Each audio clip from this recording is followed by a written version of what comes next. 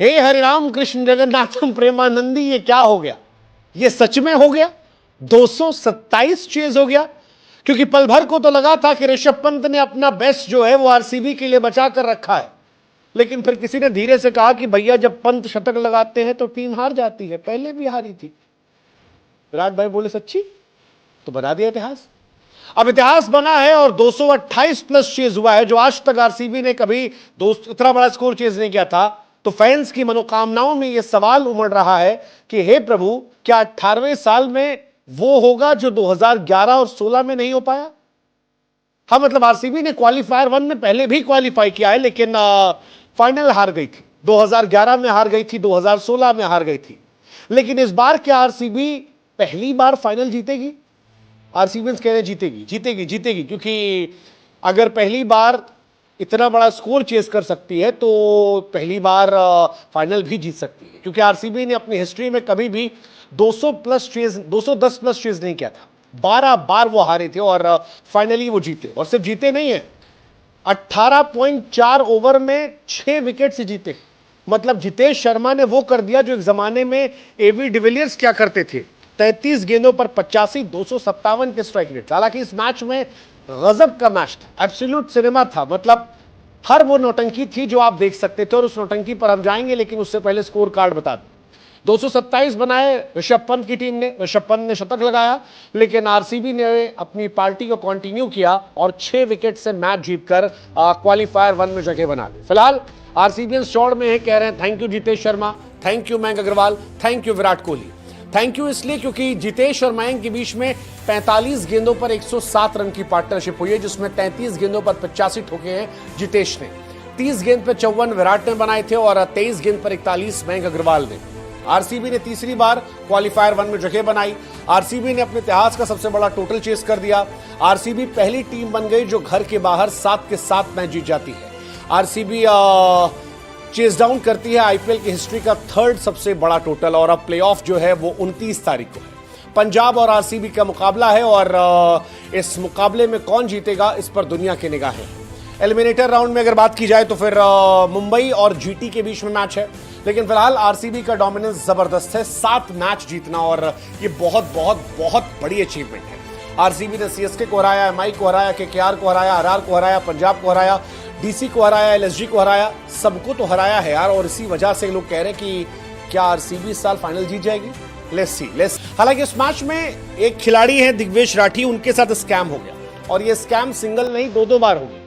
मतलब वो बेचारे जीत कर भी हार गए। दिग्वेश भैया बड़े खिलाड़ी, बड़े बड़े, और लखनऊ वाले इनको चढ़ा के रखे कि बाबू तुम जाना, तुम कुछ ना कुछ करना। सारी दुनिया इंतजार कर रही थी कि क्या दिग्वेश जो है वो विराट कोहली का विकेट पाएंगे, लेकिन दिग्वेश को विकेट नहीं मिला और विराट कोहली साहब जो है वो आउट हुए दूसरे गेंदबाज से। अब सवाल यह था कि विराट कोहली को तो आवेश खान ले गए, अब क्या होगा?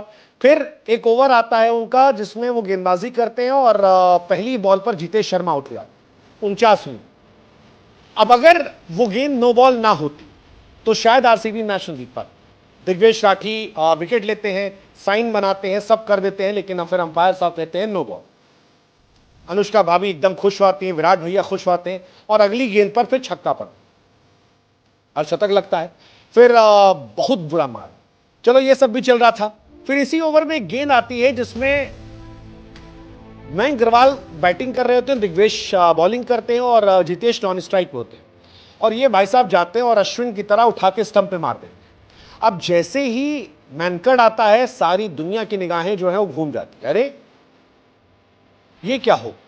वक्त बदल गया, जज्बात बदल गया, लोगों को लगा कि आउट हो गया, कहानी एकदम गड़बड़ा गई थी। विराट कोहली अंदर से नाराज हो रहे थे और विराट का चेहरा तमतमा गया, आरसीबियंस का चेहरा तमतमा गया। ऐसा लगा कि अब कांड हो गया। वैसे भी दिग्वेश राठी जो है उन्हें कांड करने में कोई हिचकिचाहट नहीं, वो लड़का कांड करना जानता, उसको मजा आता है, और ये मजा वो ले रहा था। उसने विकेट उसको लगा कि मिल गया। अब दुनिया कहने लगी कि भाई साहब आईपीएल को ऐसे कैरेक्टर और चाहिए, यही लोग जो है वो इस लीग को जिंदा रखते हैं, स्पाइसी रखते हैं।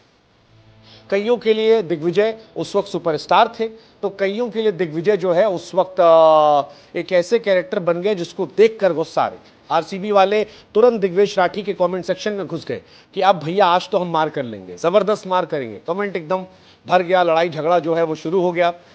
दिग्वेश राठी ने रन आउट कर दिया था, लेकिन इसी बीच में खबर आती है कि ऋषभ पंत ने अपील वापस ले ली और जितेश शर्मा ने उनको हक कर दिया। और ये बड़ा एपिक मोमेंट था, क्योंकि ऋषभ भी विकेट कीपर है, जितेश भी विकेट कीपर है। और जब ये हुआ तो ऋषभ को लेकर कईयों की इज्जत बढ़ गई। कईयों ने कहा भाई क्या महान काम किया ऋषभ पंत ने, क्या जेस्चर है यार, ऐसा तो कोई नहीं करता। कुछ लोगों ने कहा कि भाई साहब इंपॉर्टेंट मैच तो था नहीं, इंपॉर्टेंट मैच होता और फिर ये वापस लेते तब मानते, क्या इंपॉर्टेंट मैच में भी ऋषभ पंत यही करते? ये एक सवाल जो है ये बड़ा महत्वपूर्ण खड़ा हो गया है। हालांकि दिग्वेश राठी को ना रन आउट मिला, ना उनको जितेश शर्मा कैच आउट पे मिला, नो बॉल पे छक्का भी पड़ा और सारी दुनिया जो है कह रही है कि भैया डबल डबल स्कैम हो गया। आरसीबी वाले जितेश के आज क्या करेगा, दिग्वेश के पूरे कमेंट सेक्शन में भरे पड़े। हालांकि दिग्वेश ने इस लीग में अपने आप को स्टैब्लिश तो कर दिया है, मतलब मल्टीपल टाइम उन पर फाइन लगा, एक मैच से वो सस्पेंड हो गए, विकेट जो है उनको वो भी मिला, मैनकट किया लेकिन विकेट नहीं पाए, पहले कैच आउट करवाया, वो नो बॉल हो गई। कुल मिलाकर बड़ी रोमांचक कहानी उनकी रही है और इस कहानी में बड़े सारे बवाल रहे।